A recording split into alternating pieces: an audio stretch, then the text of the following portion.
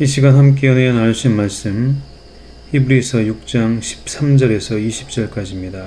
하나님이 아브라함에게 약속하실 때 가리켜 맹세할 자가 자기보다 더 큰 이가 없으므로 자기를 가리켜 맹세하여 가라사대 내가 반드시 너를 복주고 복주며 너를 번성케 하고 번성케 하리라 하셨더니 저가 이같이 오래 참아 약속을 받았느니라.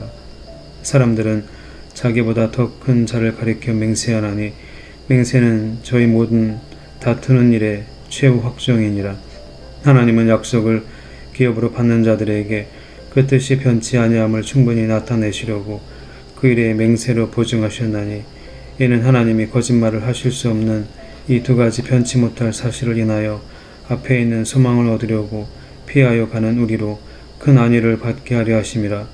우리가 이 소망이 있는 것은 영혼의 닷 같아서 튼튼하고 견고하여 휘장 안에 들어가나니 그리로 앞서가신 예수께서 멜기세덱의 반차를 쫓아 영원히 대제사장이 되어 우리를 위하여 들어가셨느니라.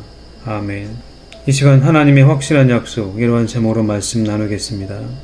오늘 본문 13절에 보면 이렇게 말씀합니다. 하나님이 아브라함에게 약속하실 때에 가리켜 맹세할 자가 자기보다 더 큰 이가 없으므로 자기를 가리켜 맹세하여 라고 말씀하고 있습니다. 창세기 22장 15절에서 17절까지 보면 여호와의 사자가 하늘에서부터 두 번째 아브라함을 불러 가라사대 여호와께서 이르시기를 내가 나를 가리켜 맹세하노니 네가 이같이 행하여 네 아들 네 독자를 아끼지 아니하였은즉 내가 네게 큰 복을 주고 네 씨로 크게 성하여 하늘의 별과 같고 바닷가의 모래와 같게 하리니 네 씨가 그 대적의 문을 얻으리라. 이렇게 말씀합니다. 하나님께서 스스로를 가리켜 맹세하는 모습이 나옵니다. 가라사대 여호와께서 이르시기를 내가 나를 가리켜 맹세하노니 이처럼 말씀하고 계십니다. 하나님이 아브라함에게 약속을 하실 때에 스스로를 가리켜 맹세하고 계심을 볼 수 있습니다. 왜냐하면 자기보다 더 큰 이가 없기 때문에 자기를 가리켜 맹세하고 계신 겁니다. 그리고 오늘 본문 16절에 보면 이렇게 말씀합니다. 사람들은 자기보다 더 큰 자를 가리켜 맹세하나니 맹세는 저희 모든 다투는 일의 최후 확정이니라. 17절에도 하나님은 약속을 기업으로 받는 자들에게 그 뜻이 변치 아니함을 충분히 나타내시려고 그 일에 맹세로 보증하셨나니 이렇게 말씀하고 있습니다. 그러니까 하나님이 스스로를 가리켜 맹세하신다는 것은 그것이 최후 약속이 된다는 것입니다. 최후 확정이 된다는 것을 말씀하고 있습니다. 여러분, 맹세는 왜 하는 것일까요? 만약에 당장 이룰 일이라면 맹세를 하지 않을 겁니다. 왜냐하면 당장에 이룰 일이기 때문에. 하나님께서 아브라함에게 그 약속을 반드시 이루어 주실 것이다 라고 맹세를 하신 것은 그 일이 지금 당장 이루어질 일이 아님을 나타내고 있는 겁니다. 그러니까 시간이 걸린다는 거죠. 맹세를 하신다는 것은 그런 의미를 나타내는 겁니다.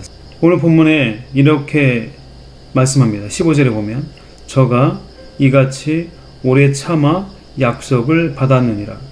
하나님께서는 이렇게 맹세를 하셨습니다. 그 이유는 그것이 최후 확정을 그 맹세로 보증을 하시는 일이기 때문입니다. 이처럼 하나님의 약속은 확실합니다. 반드시 이루어 주십니다. 그것을 맹세로 보증을 하시는 겁니다. 우리가 지켜야 할 것이 있죠. 오래 참아 약속을 받고 그것을 하나님께서 이루어 주실 것을 믿고 소망을 가지고 우리가 삶을 살아가야 한다는 겁니다. 왜냐하면 하나님은 거짓말을 하실 수 없는 분이시기 때문입니다. 하나님은 그 약속을 반드시 이루어 주시는 분이기 때문에 우리가 그 믿음에서 흔들리지 않고 하나님께서 반드시 이루어 주실 것을 믿고 살아가야 한다는 겁니다. 오늘 본문 17절에 보면 하나님은 약속을 기업으로 받는 자들에게 그 뜻이 신실하신 분이심을 충분히 나타내시려고 그 일의 맹세로 보증하셨나니라고 말씀하고 있습니다. 약속을 기업으로 받는 자들은 누구를 말하는 겁니까?